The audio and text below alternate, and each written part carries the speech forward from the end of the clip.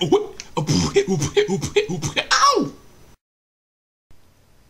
Greetings, programs. This is DecKrash, better known as Brandon, and you're watching another Tron Uprising review.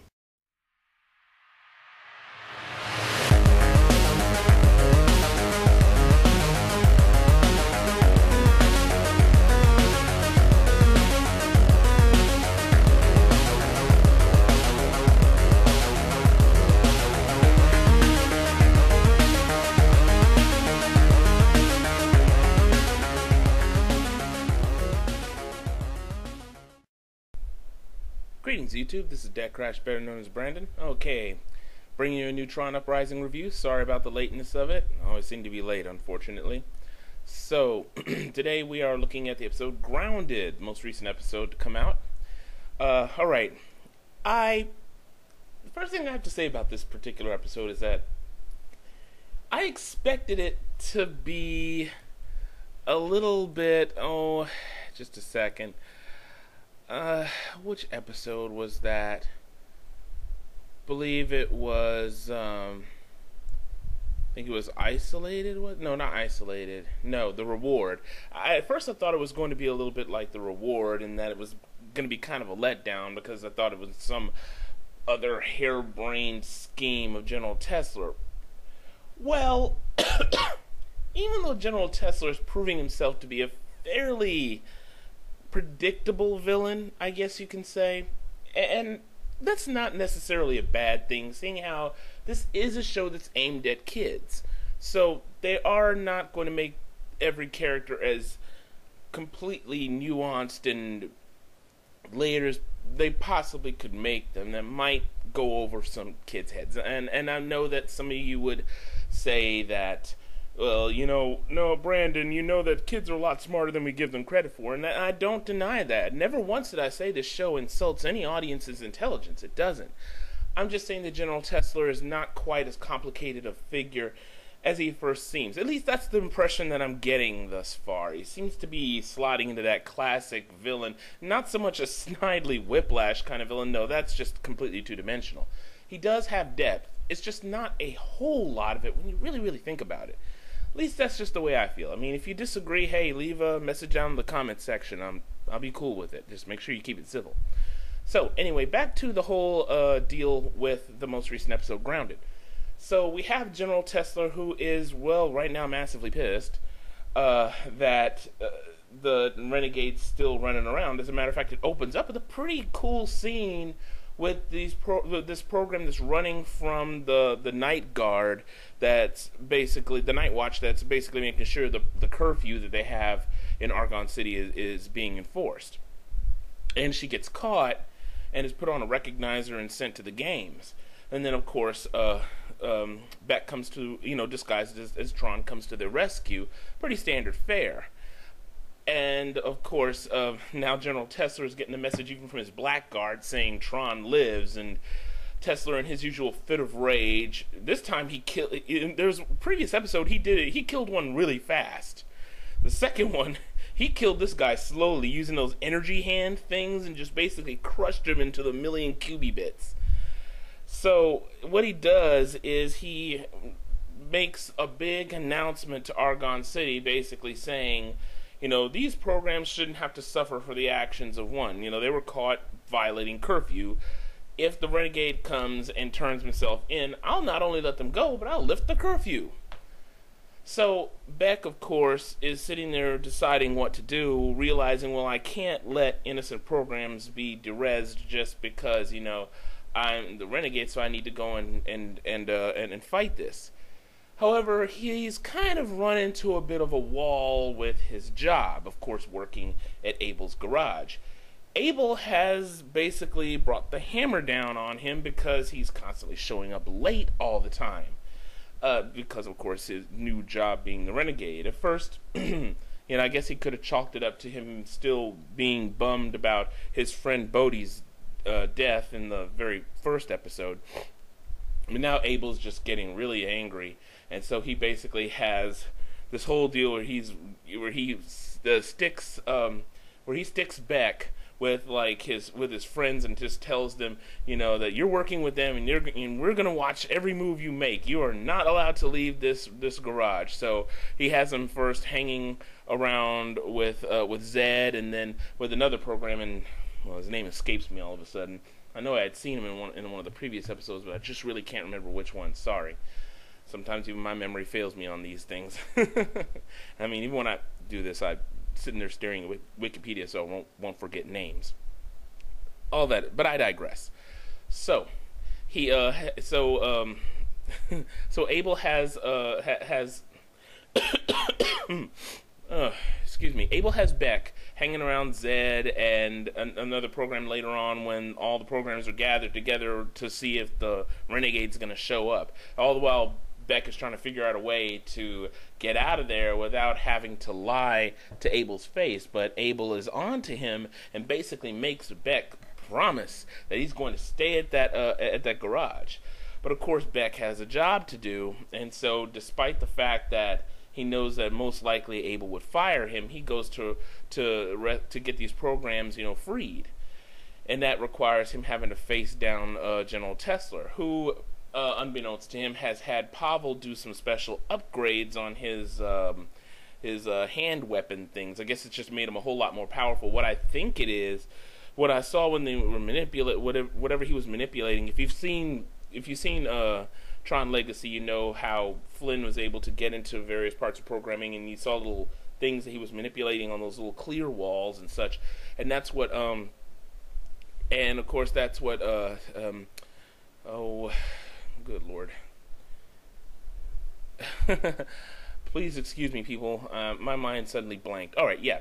So he had Pavel working on him, and what I saw him put together in whatever he was doing to reconfigure his programming looked a little bit like the programming in that disc that was from that previous episode, the one, that superpower disc, the one that caused Beck to go to almost turn evil.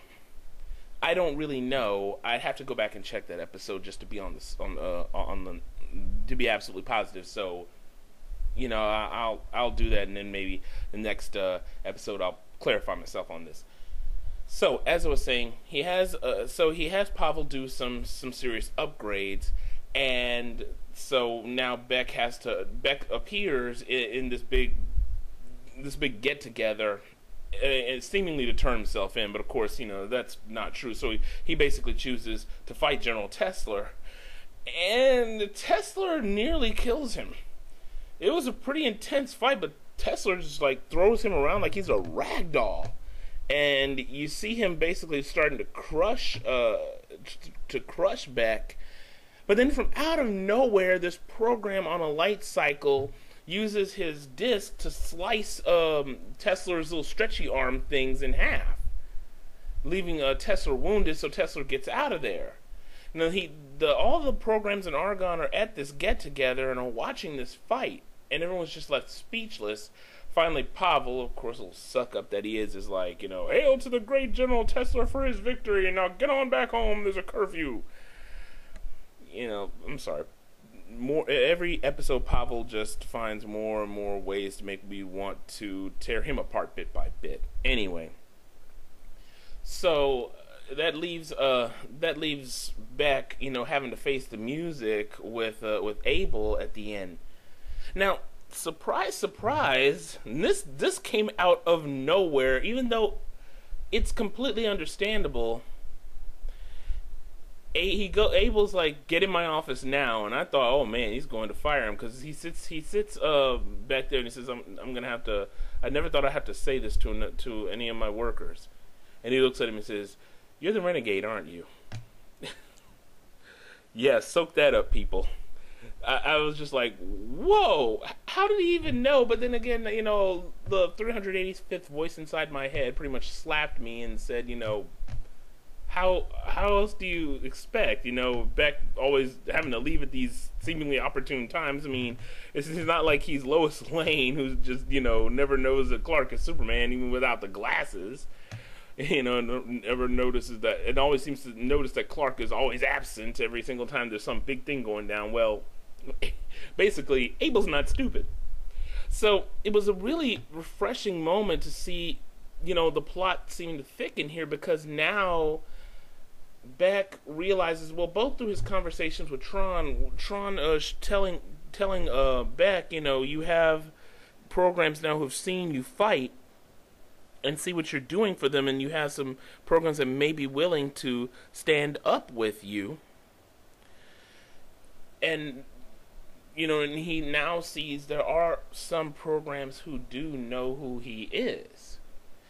Now, the interesting thing, I should have said this earlier, was that when he talks to Tron when Tron's giving him that little speech, Beck saying, thanks for saving my life, and Tron's like, what are you talking about? And it's like, with the light cycle and General Tesla, and it's like, Beck, I've been here the whole time.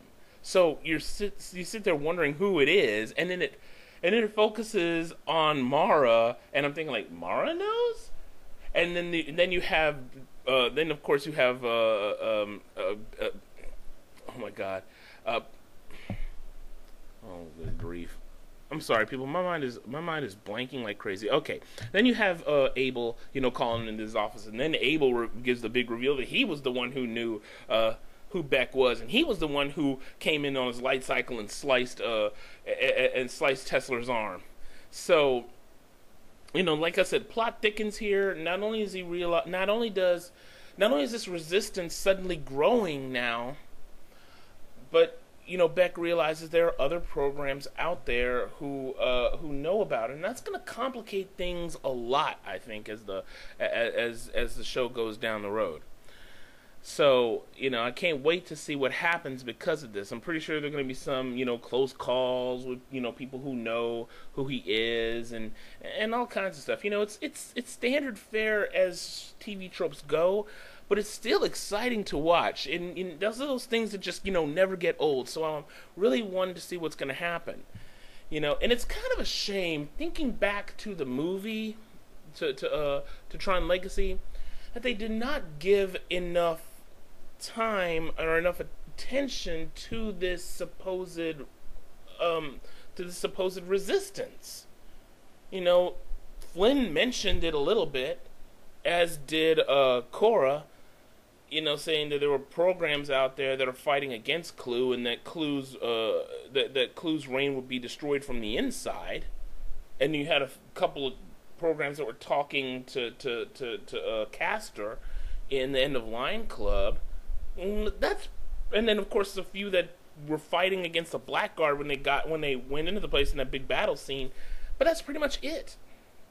This series is really focusing on what's going on. And I really think they're trying to flesh out what this resistance was all about. So it's really, really cool to see. This episode, plot-wise, solid 10. I mean, it seemed to start as standard fare, and then it just came out and just threw you for a loop. And I loved that. Some characters didn't get a lot of treatment. I mean, they tried to put Paige in, because I think Paige is sort of a fan favorite. Because she's probably one of the most complicated characters in that series, but she really didn't get a lot of room in this time. It was more her just fussing with Pavel, and in one scene where she decks an old style guard just to get into the operating room where Pavel is working. Although I was kind of surprised with Pavel being that technically savvy to be able to operate on another program. That was actually pretty interesting. So. And of course, story-wise was quite good. I mean, I think I'd give that one a good 8 out of 10. In the respect, I'm sorry, I think I said story-wise solid. I'm sorry, story-wise was solid 10 out of 10. I'm so sorry, I'm getting myself mixed up here. Characterization, 8 out of 10. Some characters they expanded on a little bit, others not. Action-wise, probably another 8. Had some good action scenes, so nothing that really stood out. I mean, yeah, any fight that ever happens between Beck and General Tesla is going to be intense. Every single time those two have locked horns, it has been a very lopsided fight. Not one-sided, just lopsided. One is kicking the other's backside from here to Timbuktu, one or the other. The first time, of course, General Tesla was gaining the upper hand because of his hands. The second time, Beck had that special programming disk, and he was basically tearing Tesla a new one. This time, Tesla nearly ended Beck. So, kind of interesting to see the give and take between those two. When those two actually meet up, interesting things happen. So, I think that's about it for today. That's all pretty much I have to say about this particular episode, so I can't wait to see the next one. I know that I switched to a new time, so I'm going to have to remember that, so I'm not going to be off, and I'm going to try to get these things out a little bit sooner than normal. So sorry about that, people. And so, any questions, comments, comment, rate, subscribe. Just let me know what you think down below. As always, keep it civil, as I always say. And so, until next time, everyone, this is DecKrash, better known as Brandon. Stay lucky and stay blessed.